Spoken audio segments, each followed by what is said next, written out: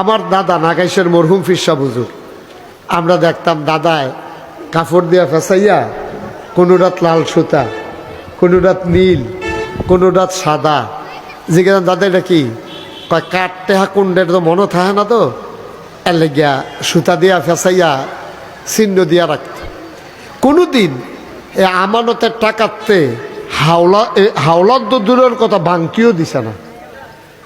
জিগেলাম বাংতি দিলে সমস্যা কি? কয় না, যেই নোটটা মাইনসাই আমার কাছে আমানত রাখছে এই নোটটা আবার ফেরত দেওয়া, এটারে কয় আমানত। সুবহানাল্লাহ কথা না?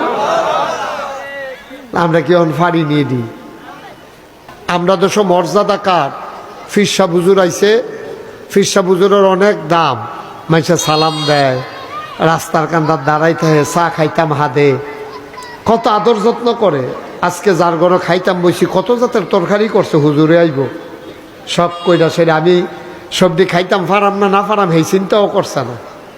তো দাম কার? বাংলাদেশ সহ ফিরসাব, এমপি, মন্ত্রী, ভুইয়া, চৌধুরী, সরকার, খনকার, ফ্যাসকার, স্বর্ণকার, দফাদার, কন্ট্রাক্টর, দোকানদার, তারা রইল হন দাম।